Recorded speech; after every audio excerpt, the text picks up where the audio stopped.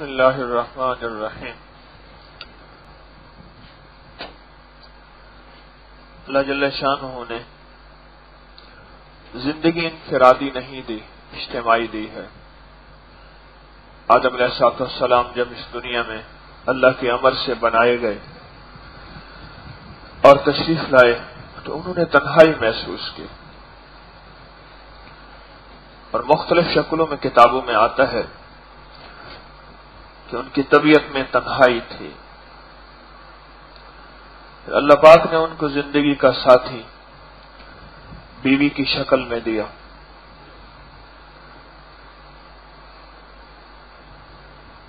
ایک بات کا اظہار ہوا کہ زندگی کبھی تنہا نہیں گزرتی۔ پہلے دور میں سرور کونین صلی اللہ تعالی علیہ وسلم سے پہلے دور میں رہبانیت تھی، تنہائی تھی، شادی نہیں کرنی، زندگی اسی انداز سے گزارنی ہے، غاروں کے اندر، جنگلوں کے اندر سال محنت کرنی ہے، قربانی کرنی ہے اور تنہا زندگی گزارنی ہے۔ لیکن آقا کی تشریف آوری کے بعد زندگی کو تنہا نہیں کیا اور عبادت کو تنہا نہیں کیا، بلکہ زندگی کو بھی اجتماعی زندگی کا رخ دیا اور عبادت کو بھی اجتماعی عبادت کا رخ دیا۔ نماز باجماعت ایک اجتماعی عبادت ہے، نماز جمعہ اجتماعی عبادت ہے، عیدین اجتماعی عبادات ہیں۔ انفرادی زندگی میں، انفرادی عبادت میں جتنا اجر ملنا ہے وہ اتنا ہی ملے گا، لیکن جو ملنا ہے اجتماعی عمل میں اور اجتماعی عبادت میں ملتا ہے۔ انسان کو اجتماعی عمل اور اجتماعی عبادت میں جو ملتا ہے وہ انفرادی زندگی اور انفرادی عبادت میں نہیں ملتا۔ آپ اکیلے بیٹھ کے کتنی بار سورۃ یاسین پڑھ لیتے؟ ابھی فرض نمازوں کے بعد آپ نے سورۃ یاسین پڑھی ہے، اور یہاں بے شمار لوگ ہیں، ان حضرات نے سورۃ یاسین پڑھی، اور یہاں ایک دفعہ سورۃ یاسین پڑھنے والے کو ان سب کا ثواب ملا، اور سب پڑھنے والوں کو اس کا ثواب ملا۔ جو عمل اجتماعی کیا جائے، حتیٰ کہ اس میں اگر ضعیف بھی ہوں، کمزور بھی ہوں، تو اجتماعی عمل کے کرنے والوں کو اس کے ضعف اور کمزوری دور ہو جاتی ہے، اس کو اس کا اجر ملتا ہے، اس کو اس کا ثواب ملتا ہے۔ گندم کا ڈھیر پڑا ہو، اس میں کنکر بھی گندم کے بھاؤ تل جاتے ہیں، اس میں تنکے بھی گندم کے بھاؤ تل جاتے ہیں، لیکن اسی گندم کے ڈھیر کو اگر جدا جدا کیا جائے تو اس میں کنکر اور وہ چیزیں گندم کے بھاؤ نہیں تل سکتے۔ کنکر کی طاقت اور ہوتی ہے، کنکر کی قوت اور ہوتی ہے، یعنی اس کی قیمت اور ہوتی ہے، اور وہ نہیں تل سکتا۔ موج ہے دریا میں، بیرون دریا کچھ نہیں۔ ہماری زندگی کی اجتماعیت کا فرق اس بات پہ ہے، اور فائدہ اس بات پہ ہے کہ ہم زندگی اجتماعی گزاریں۔ صحابہ کرام کی زندگی میں، اہل بیت کی زندگی میں یہ بات بہت زیادہ اصرار کے ساتھ تھی۔ وہ اتنا مل کے بیٹھتے تھے کہ اگر ان کے اوپر کپڑا ڈال دیا جاتا تھا، کپڑے میں جھول نہیں پڑتا تھا، اور اتنی توجہ سے بیٹھتے تھے کہ بعض اوقات چڑیا، پرندے ان کے اوپر آ کے بیٹھ جاتے تھے۔ وہ سمجھتے تھے کہ کوئی مردہ جسم ہے یا غیر متحرک کوئی تنا ہے، پرندوں کو شک پڑ جاتا تھا۔ اور سرور کونین صلی اللہ تعالی علیہ وسلم کی محفل میں ادب کا مقام یہ ہوتا تھا کہ ایک دوسرے کو پکارنے کے لیے، ایک دوسرے کو مخاطب کرنے کے لیے آواز نہیں دیتے تھے۔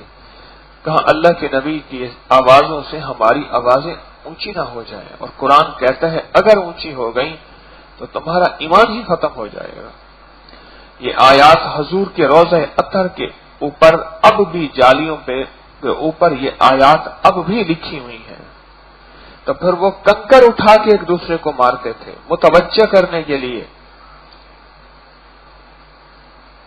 لیکن ایک جو اجتماعی محفل ہے اس کو نہیں چھوڑتے تھے، اجتماعی مجلس ہے اس کو نہیں چھوڑتے تھے۔ جو اجتماعی نشست ہے اس کو نہیں چھوڑتے تھے. امت اجتماعیت کے ساتھ باقی رہے گی، اور جب امت کی اجتماعیت ختم ہو جائے گی اللہ کی مدد ہٹ جائے گی. ید اللہ فوق الجماعت، میرے اللہ کا ہاتھ جماعت کے اوپر ہے. اللہ کا ہاتھ جماعت کے اوپر ہے، فرض کی بات نہیں کی. اور اللہ کے نبی صلی اللہ علیہ وسلم نے جو غار کا لفظ کہا تھا وہ یہ نہیں کہا تھا ان اللہ معینی، نہ ان اللہ معنا، یہ کہا تھا. آپ نے یہ فرمایا تھا نا اذ یقول لصاحبہ لا تحزن ان اللہ معنا، اللہ ہمارے ساتھ ہے.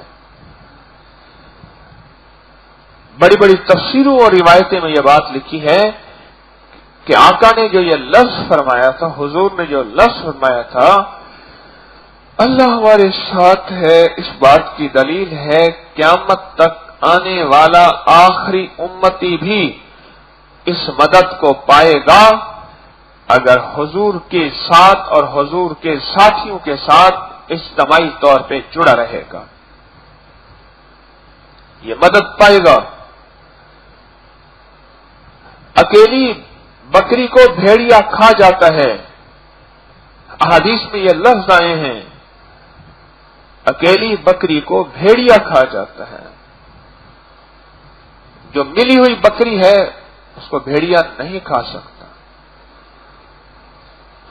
اس امت میں جتنے بڑے بڑے فتنے ظاہر ہوئے ہیں، کوئی انکار حدیث کا فتنہ، انکار قرآن کا فتنہ، ان سب فتنوں کے پیچھے ایک چیز ہے، ان کے اوپر کسی کا ہاتھ نہیں تھا. انہوں نے انفرادی طور پہ کتابوں کو لیا اور کتابوں کو پڑھا. اس صدی میں ایک شخص گزرے ہیں، ان کا نام تھا مولانا عبد الماجد دریابادی. تفسیر ماجدی ہے ان کی، بے شمار کتابیں ہیں. ان کا رسالہ نکلتا تھا صدق کے نام سے، سچ کے نام سے میگزین نکلتا تھا. بڑے قلم کار تھے. ان کے پوتے اب بھی آتے ہیں تسبیح خانے میں، بوڑھے ہیں. عبد القیوم صاحب ان کا نام ہے، نادر آباد سے آتے ہیں، یہاں کینٹس ہیں، اب بھی آتے ہیں، یہیں سے بیت ہیں. تو مولانا عبد الماجد دریابادی نے دین کو اپنی عقل سے لیا اور کتابوں سے لیا اور کسی اللہ والے کی سرپرستی سے نہیں لیا، حتیٰ کہ گمراہ ہو گئے. رب پہ اعتراض کیا، رب کی ربوبیت پہ اعتراض کیا، نبی علیہ السلام پہ اعتراض، آپ کے سارے نظام پہ اعتراض، سارے نظام پہ اعتراض کیا. اور اس کے اوپر کتابیں لکھی بھی صحیح، پڑھی بھی صحیح. بولیا جاگ بنا دودھ نہیں جمتا، پم لال ہوئے کڑ کڑ کے ہو. تسبیح پھری پر دل نہ پھریا، اکی لانا تسبیحاں چوڑ کے ہو. چلے کتے پر رب نہ ملیا، اور کیت لینا چلیاں چوڑ کے ہو. بولیا جاگ بنا دودھ نہیں جمدا، پم لال ہوئے کڑ کڑ کے ہو. آخر ایک درویش کے ساتھ نسبت بنی. جب ان کے ساتھ نسبت چلی احساس ہوا میں تو زندگی کی کتنی منازل اور مراحل طے کر گیا ایسے کہ اگر اسی حالت میں موت کا جھٹکا لگتا میرا کیا بنتا. امام فخر الدین رازی رحمت اللہ علیہ کے بارے میں ایک بات آتی ہے. امام فخر الدین رازی رحمت اللہ علیہ کے بارے میں، اور یہی بات بعض اولیاء کرام کے بارے میں کتابوں میں مختلف ناموں سے اور بھی آتی ہے. وہ امام احمد بن حنبل رحمت اللہ علیہ سے بیعت تھے، بہت بڑے مناظر تھے، مناظرے کرتے تھے، بحثیں کرتے تھے، مقابلے جیتے تھے ان لوگوں سے جو کہتے تھے کائنات میں رب کا وجود نہیں ہے، کائنات خود بخود بنی ہے، خود بخود چلے گی. جیسے آج کی دنیا کہتی ہے یہ اندر کی پلیٹیں ہیں زمین کی، جب ان میں تبدیلی اور ہلچل ہوتی ہے اسی کا نام زلزلہ ہوتا ہے. وہ کہتے تھے کائنات ایسے بنی ہے، لائی حیات آئے قضا لے چلی چلے، اپنی خوشی نہ آئے نہ اپنی خوشی چلے، ایسی بن گئی ہے کائنات۔ ان کے پاس دلائل تھے بہت سالڈ، ٹھوس، کہ نہیں اس کے بنانے والا ہے اور یہ ایسے نہیں بنی، وہ رب ہے، وہ مسبب الاسباب ہے، کائنات ساری سبب ہے، کائنات مخلوق ہے، وہ خالق ہے، کائنات مرزوق ہے، وہ رازق ہے، اور کائنات ساری ضعیف ہے، وہ طاقتور اور قادر ہے، وہ مقتدر ہے، اور ان کے دلائل آج تک کوئی سہی نہیں سکا تھا۔ ہر وہ شخص جو اس فتنے میں گمراہ ہوتا، اللہ اللہ کی طاقت، اللہ اللہ کی قوت، اللہ اللہ کی عزت وقار، اس کو ماننے پہ مجبور ہو جاتا۔ آخری وقت ہے، موت و حیات کی کشمکش ہے، زندگی کے تانے بانے ٹوٹ رہے ہیں۔ دروازہ کھٹکھٹایا، کسی نے دروازے پہ پہنچے، کون؟ ایک پرانے دوست کی بابے کی شکل بن کے شیطان آیا، شیطان آیا اور آ کے دروازہ کھٹکھٹایا اور ملاقات کا اظہار کیا، اور ملاقات پہ آئے۔ اب ان کو زندگی کی کشمکش لگی ہوئی ہے، اس نے آ کے آتے ہی وہ مناظرہ شروع کر دیا کہ اللہ نہیں ہے۔ ان کے اندر کی روح بھڑکی، کہا نہیں رب ہے۔ انہوں نے ایک دلیل دی، آج تک جو دلیلیں کوئی توڑ نہیں سکا تھا، شیطان نے وہ توڑ دی۔ دوسری دلیل دی، تیسری دلیل دی، وہ دلیل آج تک کوئی نہیں توڑ سکا تھا، بڑے سے بڑا طاقتور علم رکھنے والا، وہ بھی توڑ دی۔ حتیٰ کہ 100 دلیلیں ان کے پاس تھیں، 99 دلیلیں دے دیں۔ اللہ پاک نے اپنے امر سے، اللہ پاک نے اپنی طاقت سے، امام احمد بن حنبل رحمۃ اللہ علیہ وضو فرما رہے تھے اور سامنے اللہ نے پردے ہٹا دیے کہ آپ سے محبت کرنے والا، نسبت کرنے والا، بس اس کا آخری وقت ہے، اور آخری وقت میں ایک دلیل باقی رہ گئی ہے، اس کے بعد کہے گا ہاں رب نہیں ہے۔ وہ جو ساری امت، ساری عمر اللہ کو پکارتا رہا اور اللہ کی سنتا رہا اور اللہ کی سناتا رہا، اللہ کو منواتا رہا اور اللہ کی مانتا رہا، آج وہی شخص کہنے لگا اور کہنے پہ ہے اور عنقریب کہنے پہ ہے کہ خود رب نہیں ہے۔ تو امام صاحب اس وقت وضو فرما رہے تھے، وضو کا پانی اٹھا کے زور سے پھینکا، جس طرح عمر رضی اللہ تعالی عنہ امیر المومنین نے مدینہ کے منبر پہ کھڑے ہو کے فرمایا تھا، یا ساریہ الجبل، حضرت ساریہ کو فرمایا پہاڑ کے پیچھے دیکھ دشمن حملہ کرنے والا ہے، میلوں دور میلوں دور۔ اللہ نے پردے ہٹا دیے اور حضرت ساریہ فرماتے ہیں میں نے حضرت امیر المومنین کی آواز سنی، دیکھا نہیں آواز سنی، اور مجھے احساس ہوا، مجھے فرماتے ہیں اپنی پیٹھ پیچھے دیکھ پہاڑ میں کیا ہو رہا، دیکھا تو دشمن گھات لگا رہا تھا اور دشمن حملہ کر رہا تھا، اور ہمیں علم نہیں تھا، اگر اس کا حملہ ہوتا تو معاملہ احد کی طرح ہوتا کہ احد کو پیچھے سے حضرت خالد بن ولید جو اس وقت مسلمان نہیں تھے، انہوں نے احد کے پیچھے سے گھات لگائی تھی اور 70 سے زیادہ صحابہ شہید اور آقا کے 2 دانت مبارک شہید ہو گئے تھے۔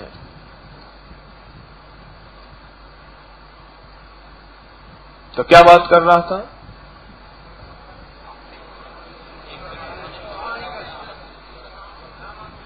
وضو فرما رہے ہیں، اللہ نے پردے ہٹائے، وضو کا پانی زور سے پھینکا اور ایک لفظ فرمایا، کیا تو یہ نہیں کہتا میں رب کو بغیر دلیل کے مانتا ہوں؟ کیا ضرورت ہے رب کے دلیلیں دینے کی کہ اللہ ہے دلیلیں ہیں، اب کہہ میں رب کو بلا دلیل مانتا ہوں۔ انفرادی زندگی گزارنے میں بے شمار فتنے شامل ہو جاتے ہیں اور انسان کہاں سے کہاں نکل جاتا ہے، انسان کہاں سے کہاں نکل جاتا ہے۔ سر سید احمد خان ایک شریف نیک انسان تھے اور مخلص تھے، ان کے اندر امت کی تعلیم کا احساس تھا، اور انہوں نے بڑے کارنامے کیے. انفرادی زندگی سے ان کے عقائد بہت دور نکل گئے. انہوں نے جنات کے ماننے سے انکار کیا، جنت کے ماننے سے انکار کیا، عذاب قبر سے انکار کیا، فرشتوں سے انکار کیا، جنت کا انکار کیا، اور پتہ نہیں کن چیزوں کا، عذاب قبر کا انکار کر دیا کہ میری عقل نہیں مانتی یہ کیسے ہے. یہ تو صرف نظام اس لیے ہے کہ بندے ذرا متوجہ رہیں. جب اجتماعی زندگی ہوتی ہے بھیڑیا نہیں اٹھا کے لے جاتا. اور ہمارے دور کے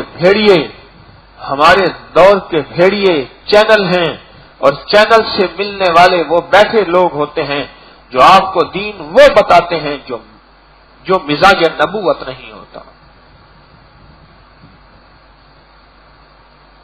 وہ آپ کو اللہ کا وہ نام بتاتے ہیں جس کا دین سے، مدینے والے سے، اہل بیت اور صحابہ کی زندگیوں سے کوئی سروکاری نہیں ہوتا.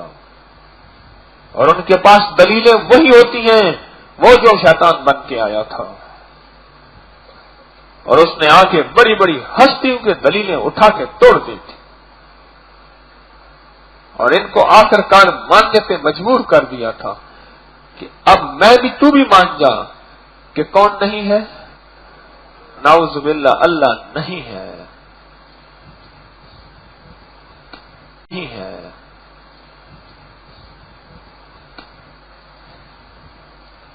بعضوں کا ایک احساس ہوتا ہے اب انسان ہے، ہم انسان کی غلامی کر رہے، پیر و مرشد کے نام پہ، بیت کے نام پہ، کسی کو رہبر ماننے کے نام پہ.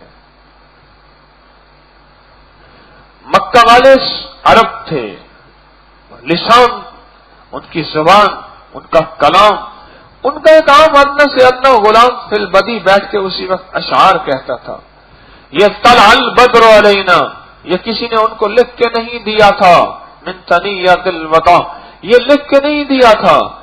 بچوں نے حضور اقدس صلی اللہ تعالی علیہ وسلم سفر کرتے کرتے ایک پہاڑی تھی، اور پہاڑی چھوٹی تھی، اس پہاڑی سے یوں اوپر آئے، اور لگام تھامی ہوئی ہے صدیق اکبر نے، اور وہ انتظار کر رہے تھے کئی دنوں سے کہ مکہ مکرمہ سے ایک اللہ کے نبی تشریف لا رہے. اچانک جو نظر پڑی، بچوں نے وہی کہنا شروع کر دیا، اور بے ساختہ کہنا شروع کر دیا.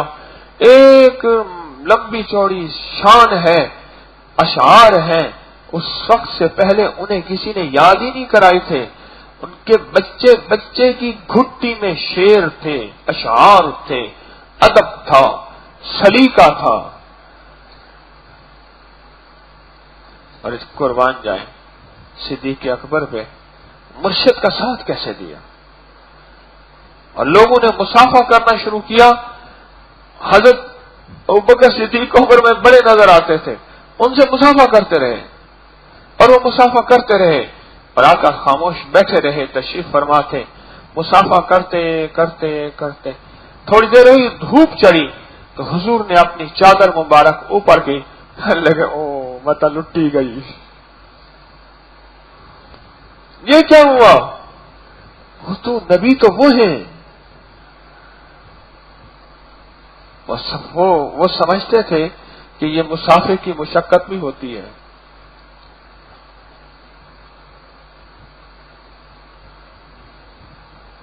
وہ زندگی کی ایک اجتماعی زندگی کو لے کر چلے تھے، اور اجتماعی زندگی مدینہ میں گزری ہے. اجتماعی زندگی، حتیٰ کہ یہاں تک جو مدینہ سے دور تھے ان کی زندگی انفرادی تھی. ان میں کتنے ایسے تھے جنہوں نے نعوذ باللہ نبی ہونے کا دعویٰ کر دیا، اور جن کی سرکوبی حضرت ابوبکر صدیق رضی اللہ تعالیٰ عنہ کے دور میں ہوئی، اور باقاعدہ ایک لشکر بھیجا.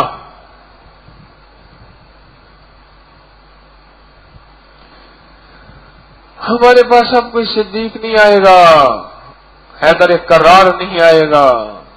ان کا دور گزرا، وہ اپنے مقام کو پہنچے، انہوں نے عزت وقار کے تاج سروں پہ سجائے. اب کوئی محمد نہیں آئے گا صلی اللہ علیہ وسلم. ختم نبوت کے صدقے ان کی ڈیوٹیاں خدمت پوری ہو گئیں، اب ان کے پیغامات چل رہے ہیں۔ عرب کہتے ہمیں انسان کی ہستی کی کیا ضرورت ہے؟ ان کے سرانے کتاب ہوتی، صبح اٹھتے ایک قرآن پاک پڑھا ہوتا ہر بندے کے سرانے، اور اللہ پاک جبریل کو ایک ڈنڈا دے کے بھیج دیتا ہے، جو مانتا ہے ٹھیک ہے، جو نہیں مانتا طبیعت ٹھیک کرو۔ دیکھیں، ایک ہے کتاب اللہ، غور سے سمجھے گا، اور ایک ہے رجال اللہ۔ اگر کتاب کے ساتھ رجال نہ آتے تو اس بات کی حجت تھی اللہ سے براہ راست نظام چلے۔ آقا کی تشریف آوری اس بات کی دلیل ہے کہ اللہ انسان کو انسان کا ذریعہ بنائے گا۔ وہ اشرف تھے، وہ اعلیٰ تھے، میرے آقا کا مقام ہم سے کہیں اونچا تھا، لیکن اللہ نے یہ نظام بنایا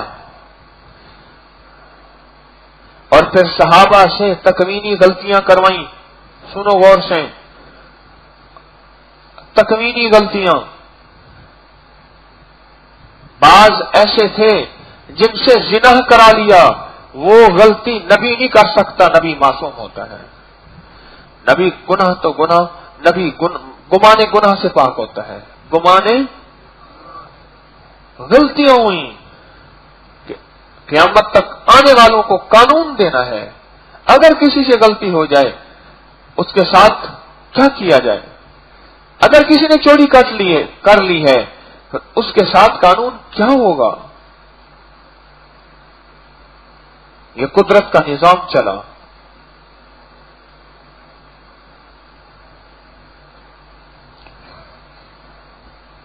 پھر حضور کی محبت کو عین عشق قرار دیا، حضور کے ادب کو عین عشق قرار دیا، اور حضور کی محبت اور ادب سے اگر کمی ہو رہی تو اس کو فرمایا کہ بڑی بعض اوقات بہت بڑی وعید آئی کہ تم دین ایمان سے بھی خارج ہو جاؤ گے اگر آپ کے سامنے اونچا بولے تو۔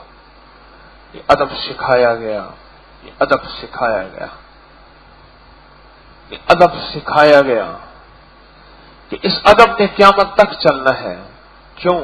انسان کے دل میں سو نہیں، میری بات غور سے سنو اللہ والے، میری طرف دیکھتے رہے چوکنا ہو کے، انسان کے دل میں جس کا ادب ہوتا ہے، جس سے محبت ہوتی ہے، جس سے پیار ہوتا ہے، اس کی بات ماننا انتہائی آسان ہوتے ہیں، اور جس کا ادب نہیں ہوتا اور جس سے پیار نہیں ہوتا اس کی بات ماننا بہت مشکل ہوتی ہے، بہت مشکل ہوتی ہے۔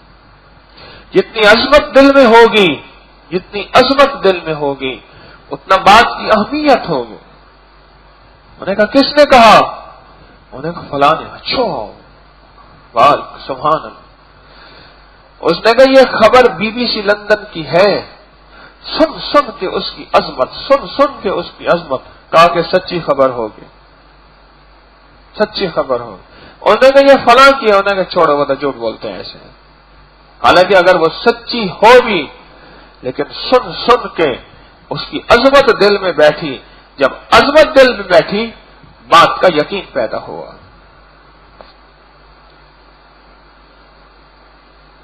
بات کا یقین پیدا ہوا۔ جب دلوں سے عظمتیں چلی جاتی ہیں بات کا یقین ختم ہو جاتا ہے، بات کا یقین ختم ہو جاتا ہے۔ شیطان راہ چلتے ہوئے کسی اللہ والے کے ساتھ چل رہے یا کوئی اللہ والا نہیں، مجھ جیسا کوئی اللہ والے کا غلام ہے، راہ چلتے ہوئے شیطان سب سے پہلے جس چیز سے دور کرتا ہے وہ عظمت سے دور کرتا ہے۔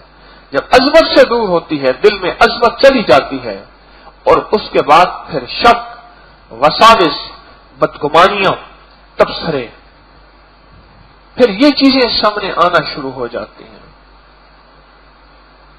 شک، وساوس، بدگمانیاں اور تبصرے، یہ چیزیں آنا شروع ہو جاتی ہیں۔ پھر انسان کا جسم چل رہا ہوتا ہے، دل کب کا ختم ہو چکا ہوتا ہے، اور اصل انسان کا دل ہے اور جسم نہیں ہے۔ حضرت حاجی امداد اللہ مہاجر مکی رحمت اللہ علیہ تشریف لے گئے ہجرت کر کے۔ حضرت کے ایک مرید تھے تو انہوں نے عرض کیا شیخ یہ فرمائیں کہ میں چاہتا ہوں میں بر صغیر کو چھوڑ کے آپ کی خدمت میں حاضر ہو جاؤں۔ تو شیخ نے جواب میں لکھا تو نہ آنا، کیوں؟ کہیں ایسا نہ ہو تیرا دل تو لگے ہندوستان میں اور تیرا جسم بسے عرب میں، حجاز میں۔ میں نہیں چاہتا، میں یہ چاہتا ہوں کہ تیرا جسم ہندوستان میں ہو لیکن تیرا دل عرب میں، حجاز میں ہو۔ اصل دل ہے، اصل دل ہے۔ یہ جو اجتماعی محنت کرائی جاتی ہے، اجتماعی مجالس میں بٹھایا جاتا ہے، جمعے کے نام پہ، جماعت کے نام پہ، ان مجالس کے نام پہ، ان تذکروں کے نام پہ، اس سے دل کے اندر ایک عظمت پیدا ہوتی ہے، اعمال کی عظمت، ایمان کی عظمت، تقوی کی عظمت، ایمان والوں کی عظمت، اللہ کی محبت چاہنے والوں کی عظمت دل میں پیدا ہوتی ہے، اور پھر دل ایک وقت آتا ہے آہستہ آہستہ ان چیزوں کو خود حاصل کرتا ہے۔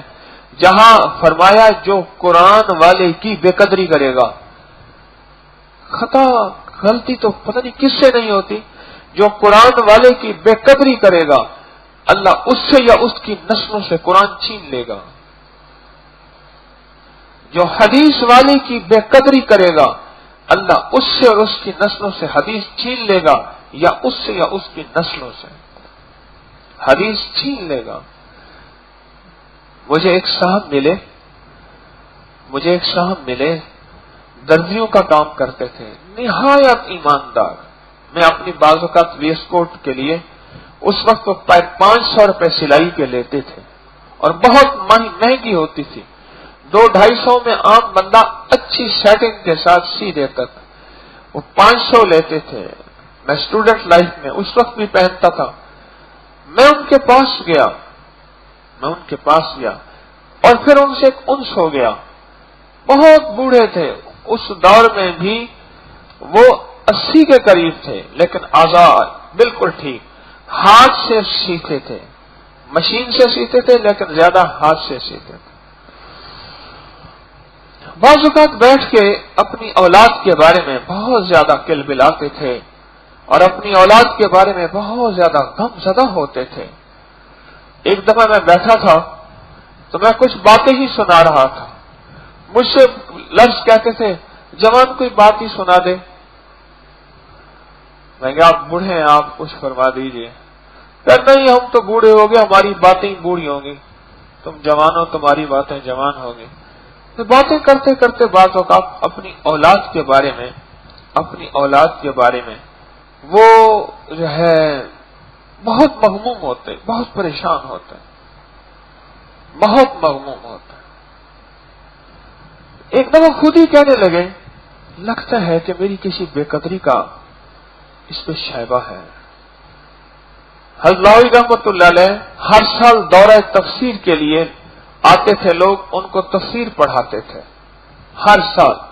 کہنے لگے میں ان کی خدمت میں بیٹھا تھا، حضرت یوں دائیں ہو کے کونے میں ہو کے بیٹھے ہوئے مسند پہ لوگ پڑھ رہے، پیاز کاٹنے لگے، اور میرے دل میں خیال آیا اتنے لوگ آتے ہیں، اتنے بڑے بڑے تاجر آتے ہیں، اور ساہیوال، سرگودا اور ملتان کی یہ ذمہ داروں کی پٹی ہے، وہاں کی خواتین آ کے گھروں میں جھاڑو دینا، مرشد کے گھر میں جھاڑو دینا اعزاز سمجھتی ہیں۔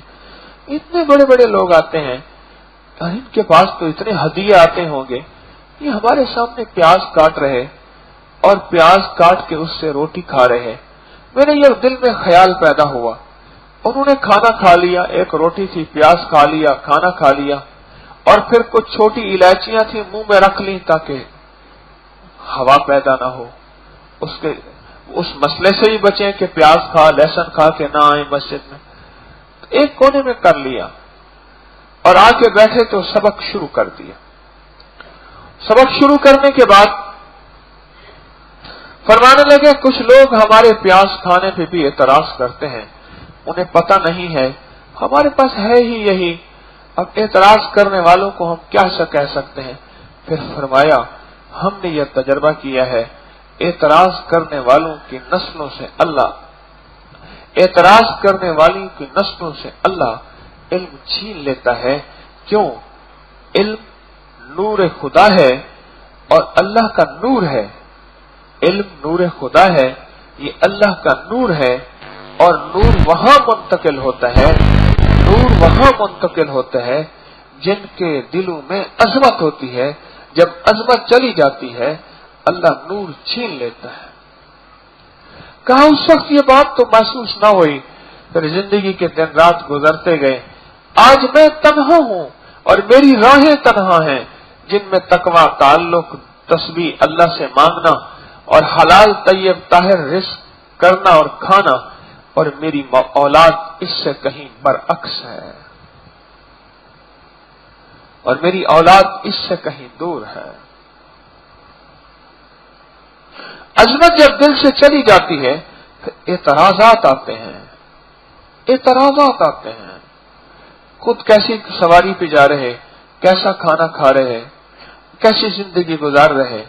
پیران پیر شیخ عبد القادر جیلانی رحمت اللہ علیہ کے پاس ایک مائی اپنا بچہ چھوڑ گئی، 2 سال کے بعد واپس آئی کہ میرا بچے کو درویش نے اللہ اللہ سکھا دی ہوگی، اتنی بڑی ہستی ہے، کچھ بچے نے بھی پا لیا ہوگا۔ جب چھوڑ کے آئی دیکھی تو خود تو مرغ کھا رہے، بھونا ہوا اعلی کھانا کھا رہے، دور بچہ بیٹھا دوسرے بچوں کے ساتھ جلی روٹی اور پتلی سی دال، جہاں پانی علیحدہ ہے اور دال علیحدہ ہے، وہ کھا رہے۔ تو بڑا دکھ پہنچا، بچے کو کہنے لگی اٹھ بیٹا، تکمیر جگر سوختہ کی جلد خبر لے، اٹھ بیٹا چل، دیکھ لیا اللہ والوں کو۔ جاتے جاتے کہنے لگی درویش ہے، چلو سلام تو کرتی جاؤں۔ کہنے لگی عرض کیا کہ حضرت میں اپنا بچہ لے کے جا رہی ہوں، آپ نے کیا اچھا نہیں، خود کیا کھا رہے ہیں، میرے بچے کو کیا کھلا رہے؟ فرمایا میں نے ابتدا اسی طرح شروع کی تھی جیسے تیرے بچے نے شروع کی ہے۔ سمجھ گئے؟ میں نے بھی اپنی ابتدا اسی نمک مرچ پیلے پانی دال سے اور جلی روٹی سے شروع کی تھی، اور میرے مرشد نے مجھے سال یہی کچھ کھلایا تھا، اور میں نے اسے اپنا علاج سمجھا تھا، اپنی غذا سمجھی تھی اور اپنی دوا سمجھی تھی، اپنی ضرورت سمجھی تھی۔ پھر ایک وقت آیا اللہ کے نام کی لذت میرے دل میں اتنی اتر گئی، کسی چیز کی لذت اس میں جگہ ہی نہیں پاتی۔ اب بظاہر میں یہ کھانے کھا رہا اور دنیا کے مشغلوں میں ہم باخدا رہے، دنیا کے مشغلوں میں ہم باخدا رہے، سب کے ساتھ رہتے ہوئے سب سے جدا رہے۔ بظاہر تو سب کے ساتھ ہیں، لوگ کہتے ہیں یہ بھی ہماری طرح ہوگا۔ اب میں یہ کھانے کھا رہا، ان کھانوں کی لذت میرے پاس نہیں ہے، اصل مجھے اللہ کے نام کی لذت ایسے مل چکی کہ اللہ کے نام کی لذت کیا میں یہ کھانے کھا کے بھی میرے سامنے وہ کھانے نہیں، میں بھی وہی کھا رہا جو تیرا بچہ کھا رہا ہے۔ ایک بادشاہ تھا، اس کے پاس شاہی طبیب ہوتے تھے۔ یہ جتنے بھی حکیم ہیں نا، اصل میں بادشاہ کے ہاں شاہی حکیم ہوتا تھا، ایک مسخرہ بھی ہوتا تھا، تو بادشاہ کی ٹینشن کو ریلیز کرتا تھا، اس کو باتیں سناتا تھا۔ انہوں حکومت اور مملکت کی بہت زیادہ ٹینشن ہوتی تھی، اور شاہی طبیب بھی ہوتا تھا۔ بادشاہ کے ہاں ایک شاہی طبیب تھا، اس نے ایک گولی بنائی، دوا بنائی بڑی محنت کر کے۔ بادشاہ جس دن وہ گولی کھاتا تھا، اپنے تمام زنان خانے سے جتنی بھی لونڈیاں تھیں، بیویاں تھیں، سب سے ہو کے آتا تھا، اور اسے کوئی کمی اور کمزوری محسوس ہی نہیں ہوتی تھی۔ حضرت ایک درویش آئے بادشاہ کی خدمت میں، تو بادشاہ نے وہ ایک ڈبیا گولیوں کی انہیں بھی ہدیہ کر دی کہ حضرت آپ بھی کھا لیا کریں۔ حضرت نے بھی روز ایک گولی کھانا شروع کر دی، اور بادشاہ کو خیال آیا کہ حضرت میرے ہاں تو پورا حرم سرا ہے. حرم ہوتا تھا. اکبر بادشاہ کی 1500 سے زیادہ بیویاں تھیں، لونڈیاں سمیت 1500 سے زیادہ بیویاں تھیں. ہمارے ہاں یہ رواج نہیں. حضرت حسن کی 80 سے زیادہ بیویاں تھیں، لونڈی سمیت. کوئی صحابی ایسا نہیں، اہل بیت میں کوئی ہستی ایسی نہیں جن کی ایک بیٹی ہو. اسلام میں یک زوجیت کا خود نظام ہی نہیں ہے. ہمارے زمانے میں خدا نہ خواستہ داشتہ اور رکھیل کے لیے اجازت ہے، دوسری بیوی کی اجازت نہیں. اس کو قبول کر لیتے ہیں، اس کو سہ لیتے ہیں، اور دوسری بیوی کو ہم نہیں سہ سکتے. تو ان کا خیال گیا کہ بابا جی جو ہیں درویش، یہ ایک گولی کھاتے ہیں، اس گولی سے طاقت اور قوت میں تو سارے حرم سرا کے ہو آتا ہوں، یہ کیا کرتے ہوں گے؟ ان کے دل میں ایک شک اور بدگمانی سے پیدا شروع ہو گئے. ادھر درویش تک بھی اطلاع پہنچ گئی. بات لمبی نہیں ہو گئی آج. انہوں نے کہا گولی کا ریزلٹ بتا پہلے. گل چھوڑ تو بات چھوڑ، گولی کا ریزلٹ بتا. اللہ، گولی کیا ہوئی کہ وہ اسوں کی آنکھیں کھل گئی. میں دیکھ رہا ہوں جن کی آنکھیں بند تھیں، اللہ اکبر، کوئی بندہ ان کو جھنجھوڑ نہ سکا تھا. ہمارے ہاں ایک دوست آیا ہوا ہے، بس آ کے وہ تراویح بھی نہیں پڑھتا، تسبیح بھی نہیں کرتا، بس سوتا ہی رہتا ہے. پتہ نہیں آیا کیا کرنے تھا. تو اللہ کا بندہ، تو آیا کیا کرنے تھا؟ گھر چلا جا، اس سے بہتر ہے. یہاں تو آ کے یہاں کے معمولات اور انوارات میں تو حاصل کر.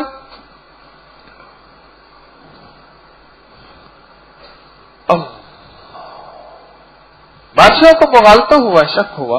پھر بادشاہ کے کان بھرنے والے بھی بہت سے ہوتے ہیں، بیٹھے انہوں نے بدگمانیاں کی. بادشاہ نے انہیں دربار میں بلایا کہ اللہ کے جو گولی دی تھی اس کا حساب دیں، کہاں خرچ کیا. 1 مہینے کے بعد جواب دوں گا. 1 مہینے کی مہلت دی جائے. آپ میری روحانی دنیا کچھ علم سے واقف ہیں؟ پھر بہت زیادہ. اتنی قیمتی چیز ہے اس لیے تو آپ کو شیئر کی ہے، اس لیے تو ہدیہ کی ہے. آپ بڑے کشف والے اللہ والے ہیں. میں 1 مہینے سے پہلے 1 دن پہلے آ جاؤں گا، لیکن آپ 1 مہینے کے بعد فوت ہو جائیں گے اور آپ کی زندگی کو 1 مہینہ باقی رہ گیا ہے. اجازت، میں جا رہا ہوں. بس اب بادشاہ کو احساس ہوا کہ زندگی بس 1 مہینہ باقی ہے. لوگوں نے لاکھ کہا، انہوں نے کہا جی وہ ایسے، انہوں نے کہا نا درویش کلندر سے گویت حق گویت بولے. درویش نے بات کہی ہے حق.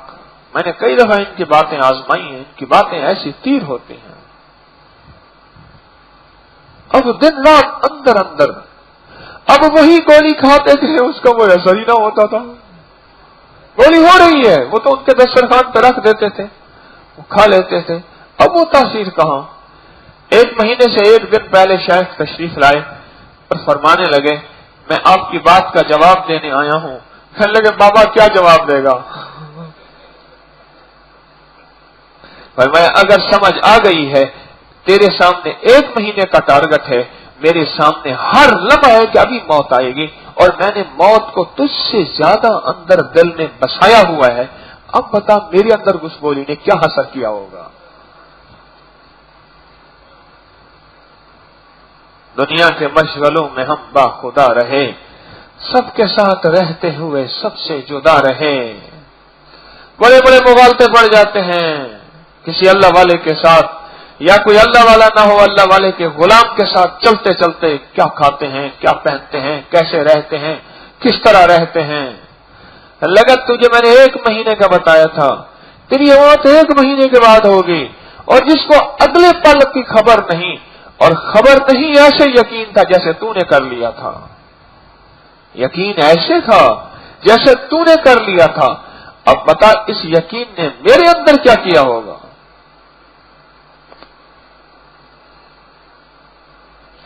جب اجتماعی زندگی آتی ہے ایک یقین اندر بنتا ہے، اندر سنورتا ہے، اور ایک یقین اندر اندر قوت اور طاقت پاتا ہے جب اجتماعی زندگی آتی ہے، پھر یقین اندر ایک بہترین شکل اختیار کرتا ہے، اور وہ یہی ہے کہ کچھ کرنا ہے، ناکام ہے تو کیا ہے، کچھ کام پھر بھی کر جا، مردانہ وار جی اور مردانہ وار مر جا، دنیا کی رنج و راحت کچھ ہو تیری بلا سے، دنیا کی ہر ادا سے منہ پھیر اور گزر جا، اس بحر بے قرار میں ساحل کی جستجو کیا، کشتی کی آرزو کیا، ڈوب اور پار کر جا۔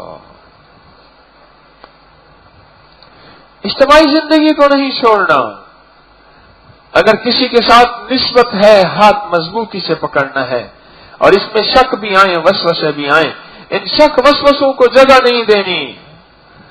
ضروری نہیں کہ سارے آ کے اپنی گولی کا تیرے اندر وضاحتیں کریں، اور وہ وضاحتوں کا انداز اگر وہ کہتے کہ نہیں مجھے اس کا اثر نہیں ہوتا، بادشاہ کو یقین کیسے نہیں ہے؟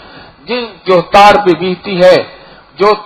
بیتی ہے وہ کس دل پہ سنی ہے، جو تار سے نکلی ہے وہ دھن سب نے سنی ہے، جو تار پہ بیتی ہے وہ کس دل کو پتا ہے، جو تار سے نکلی ہے وہ دھن سب نے سنی ہے، اور جو تار پہ بیتی ہے وہ کس دل کو پتا ہے۔ جب بادشاہ پہ بیتی پھر خیال آیا اچھا یہ درویش ٹھیک کہتا ہے، یہ درویش ٹھیک کہتا ہے۔ ہمیں اللہ پاک بعض اپنے دوستوں کو دنیا ہی میں جنت کی لذتیں دیتے ہیں، مختلف اچھی نعمتوں اور چیزوں کے نام پہ دنیا ہی میں جنت کی لذتیں دیتے ہیں، مختلف چیزوں اور نعمتوں کے نام پہ۔ جیسے شیخ نے فرمایا میں مرغ اور بھونی ہوئی چیز یہ کھا رہا، لیکن میرا ذائقہ بھی وہی ہے جو تیرے بیٹے کا ذائقہ ہے۔ کیوں؟ اب یہ لذتیں میرے اندر وہ اثر نہیں کر رہی، کیونکہ میرے سامنے موت ہے، حقیقت ہے، اللہ ہے، اس کا رسول ہے، اور اس کی قبر ہے، اور نعمتیں ہیں، اور جنت کی۔ اب یہ چیزیں میرے اندر اثر استعمال کر رہا، لیکن وہ اثر نہیں ہو رہا کہ میں نعمتوں میں کھو جاؤں، میں لذتوں میں کھو جاؤں، میں نعمتوں والا اور لذتوں والا بندہ بن جاؤں، میں عبد الدرہم عبد الدینار بن جاؤں، نعمتیں اللہ کی نعمت سمجھ کے لیتا ہوں، اللہ کا حکم سمجھ کے لیتا ہوں۔ ایک وقت انسان کی فنائیت کا یہ بھی آتا ہے کہ گنگا میں بہت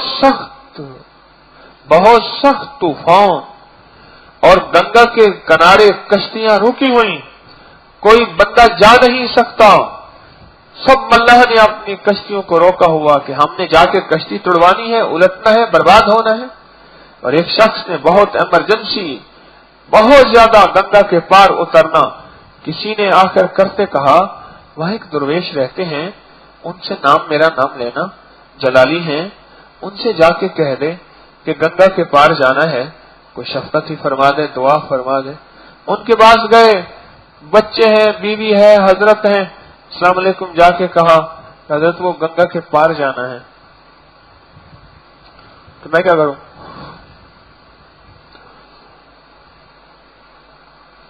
ایک درویش گزرے ہیں میاں سراج احمد صاحب دین پوری رحمت اللہ علیہ، میں ایک دفعہ گیا، میں کہا جی وہ میں فلاں جگہ سے ہوں، اگر میں کیا کرا؟ چل بھاگ جائیں۔ اور پھر کسی نے بعد میں تعارف کروایا کہ وہ حکیم طارق ہے نا، وہ جو وہی ہے۔ اچھا بل پہلے تو سامنے آپ نے آپ نے سنی نہیں، میں بتاتا کیا، آپ نے سنی نہیں، میں بتاتا کیا۔ حضرت درویش تھے، جلالی تھے، وہ حضرت کے پاس آئی، بے نظیر جاتی تھی دعا کرانے کے لیے، تو انہوں نے کہا حضرت کوئی مائی آئی ہے کہ گندی سی گالی دے کر کہو نکالو اس کو یہاں سے، چلو نکالو۔ انہوں نے کہا حضرت وہ جو وزیر اعظم ہے نا وہ آئی ہے، دعا کرانے آئی ہے، اگر آپ دعا کر دیں گے اللہ اس کے ذریعے ایمان والوں کو نفع دے دے گا۔ تو انہوں نے کہا میں کیا کروں، کشتی تیری اگر گنگا میں ڈوبتی تو میں کیا کروں؟ انہوں نے حضرت دعا فرما دے۔ میں دعا کروں، اللہ کا نظام ہے، طوفان ہے، ہوگا۔ بڑی کوشش کی، بڑی محنت کی. پہلے دور میں اللہ والوں سے لینے کے لیے محنت، کوشش، ہیلے کرنے پڑتے تھے. اور آج یہ ہے کہ اگر اللہ والوں کی تھوڑی سی سختی ہو جائے کہ اللہ یہ پڑا ہے تمہاری مسلح اور تسبیح خانہ، اب چلتے ہیں میں خانے سے میر، پھر ملیں گے گھر خدا لایا، تم ہمیں کاٹ دے تو منہ پہ کاٹ مارا اور یہ کیا. چل، بڑی محنتیں کی، بڑی کوشش کی، کرتے کرتے کہنے لگے اچھا چلو گنگا سے جا کے کہہ دے مجھے اس بندے نے بھیجا ہے جو آج تک اپنی بیوی سے کسی عورت سے ملا ہی نہیں. ہاں، بیوی سن رہی تھی، بچے سامنے بھاگ دوڑ کر رہے تھے. وہ تو چلا گیا، بیوی نے پکڑ لیا، مجھے تو بدنام کر دیے. یہ بچے کہاں سے آ گئے حضرت؟ یہ بچے کہاں سے آ گئے؟ کچھ عرصے کے بعد وہ بندہ اب گیا اور کشتی ڈالی اور جا کے کہا مجھے اس بندے نے بھیجا ہے جو آج تک کسی عورت بیوی سے ملا ہی نہیں. گنگا میں طغیانی ختم ہو گئے اور سکون آ گیا. کشتی میں کام کر کے پھر واپس آئے، کہا درویش کا انتظار تو شکریہ تو کرتا جاؤں. اور شکریہ ادا کرنے گئے تو گھر میں جو ہے وہ مائی نے تو اس کو بلایا، بٹھایا، کہا میرے مرشد نے میرے نفس پہ میری اتنی محنت کرائی ہے، اتنی محنت کرائی ہے، اتنی کوشش کرائی ہے. دنیا ہوتی ہے، اس کی لذتیں ہوتی ہیں، لیکن اللہ کی یاد دل میں ایسی بسی ہے. وہ گولی والا واقعہ بادشاہ کی، اللہ کی یاد، موت، قبر، آخرت، آخری لمحے کی کیفیت ایسی بسی ہے کہ اللہ کی بندی میں اللہ کا حکم اور تیری ضرورت پوری کرنے کے لیے ملتا رہا، میں کبھی اپنی چاہت کے لیے ملا ہی نہیں ہوں. پھر ایک وقت آتا ہے، یہ ہر کسی کے ساتھ نہیں، ایک وقت آتا ہے دل کی کیفیتیں یہ ہوتی ہیں، ہم اوپر سے مشورے بھی کر لیتے ہیں، تبصرے بھی کر لیتے ہیں، فتوے بھی لگا دیتے ہیں، اندازے بھی کر لیتے ہیں، اور اس پیر و مرشد کے ساتھ چل بھی رہے ہوتے ہیں، اور اوپر سے سارے فیصلے خود ہی کر رہے ہوتے ہیں.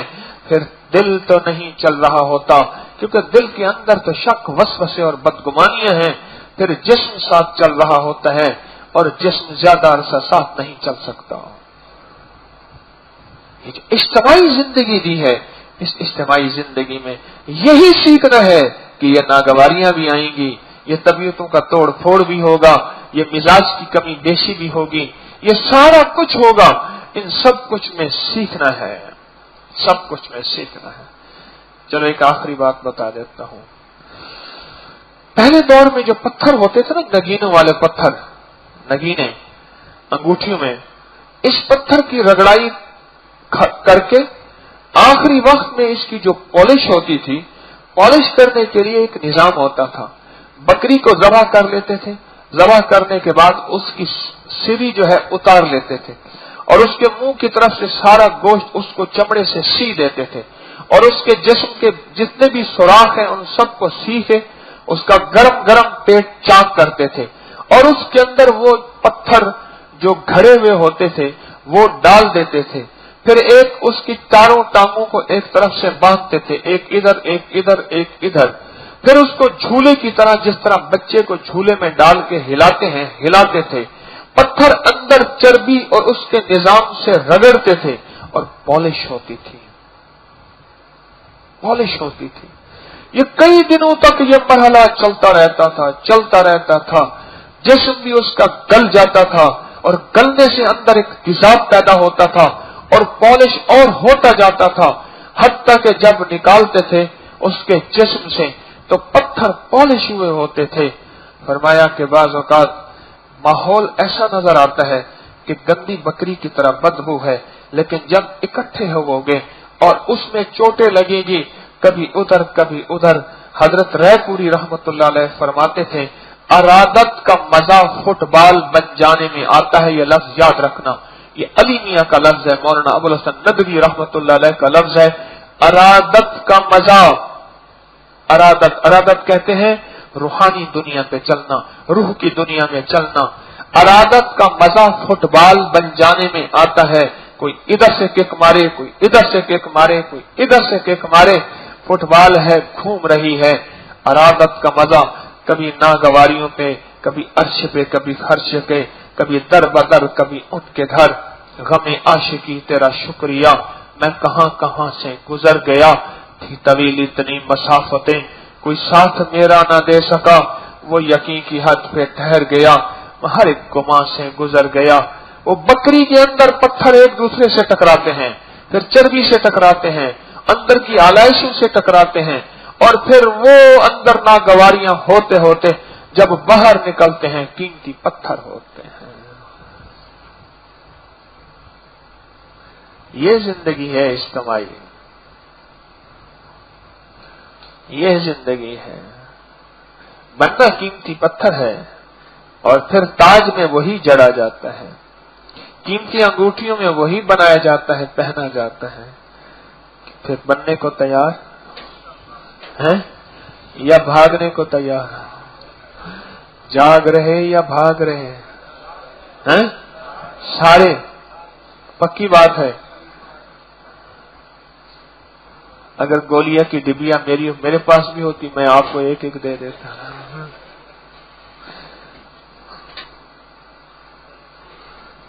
جیب میں سنبھال کے رکھ لیتے، گھر جا کے کھا لیتے. میرے پاس ہی نہیں ہے. لیکن زندگی میں آج کے سبق میں ہمیں بہت کچھ ملا ہے. ہم ایسے اندازے لگا لیتے ہیں، ایسے اندازے کر لیتے ہیں.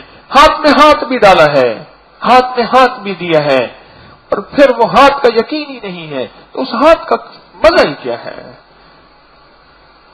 جہاں ہر وقت شک، وسوسے، بدگمانیاں اندر ہی اندر چل رہی ہوں اور کوئی چیز کو ایسے ہی دیکھ کے ظاہر میں فیصلہ کر لیں.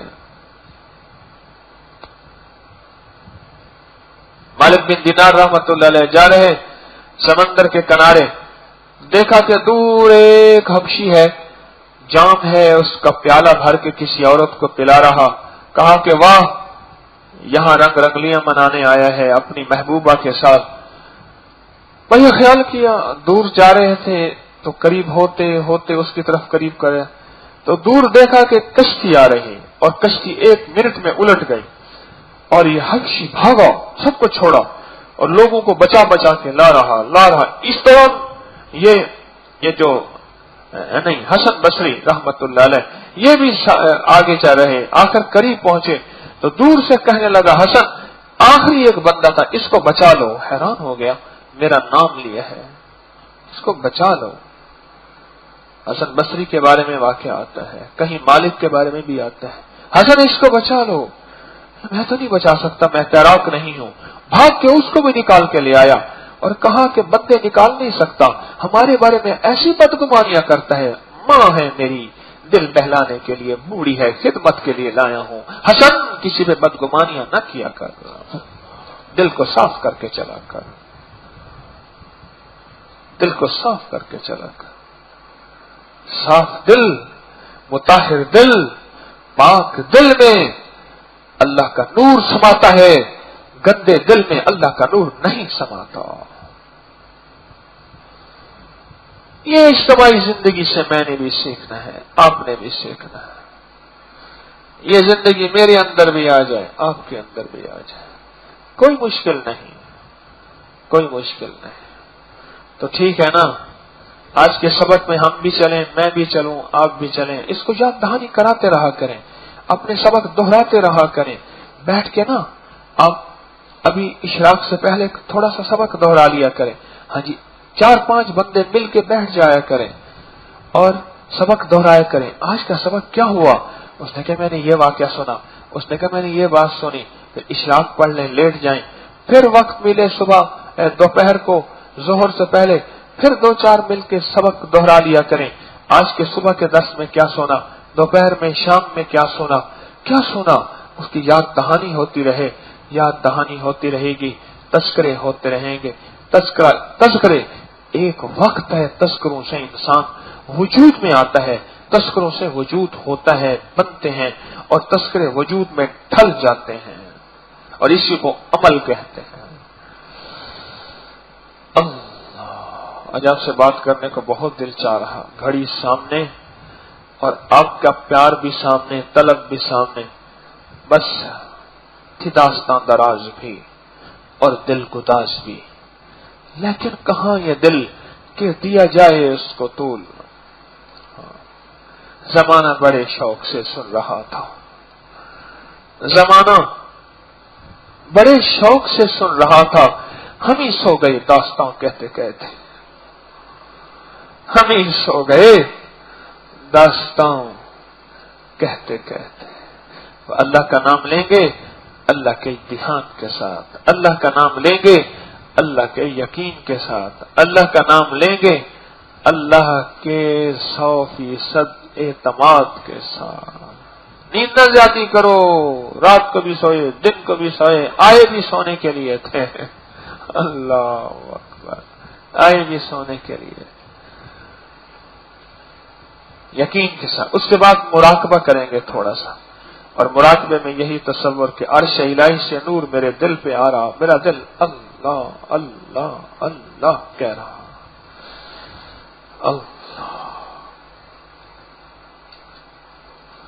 افضل الذکر لا الہ الا اللہ، لا الہ الا اللہ، لا الہ الا اللہ، لا الہ الا اللہ، لا الہ الا اللہ، لا الہ الا اللہ،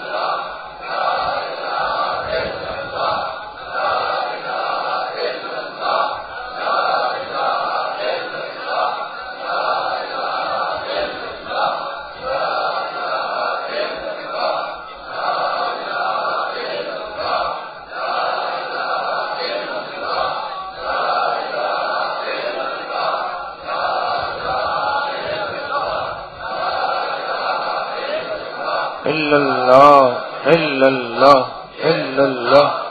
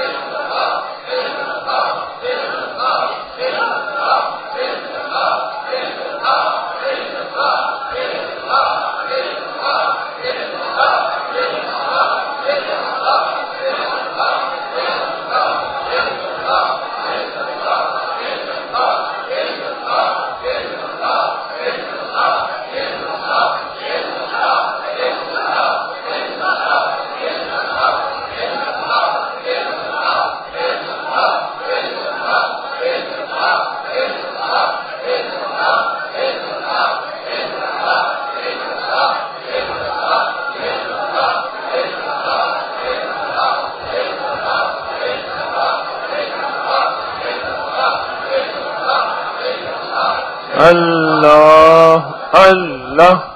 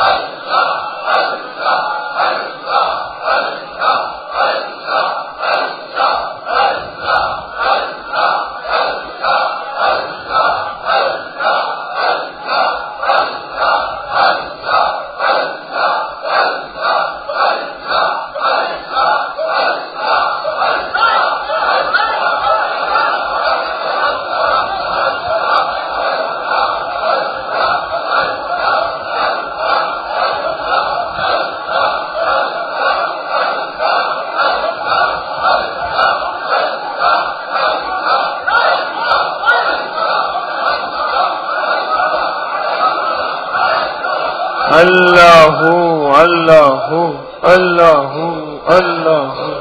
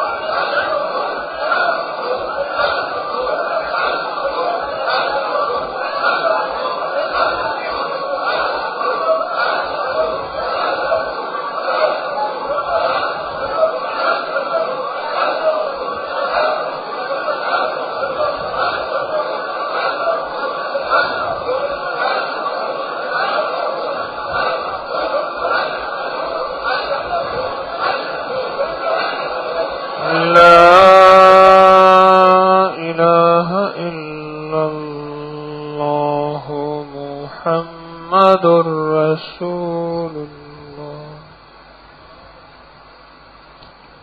یا اول الاولین ویا آخر الاخرین یا ذا القوة المتین یا راحم المساکین یا ارحم الراحمین یا اکرم الاکرمین یا اجود الاجود یا ذا الجلال والاکرام لا إله إلا الله الحليم الكريم لا إله إلا الله الحليم الكريم نستغفرك ونتوب إليك نستغفرك ونتوب إليك سبحان الله وبحمده سبحانك اللهم وبحمدك أشهد أن لا إله إلا أنت نستغفرك ونتوب إليك أنت نستغفرك ونتوب إليك أنت نستغفرك ونتوب إليك رب اغفر وارحم وأنت خير الراحمين آمين آمين بحرمة سيد الأبرار والمرسلين برحمتك يا أرحم الراحمين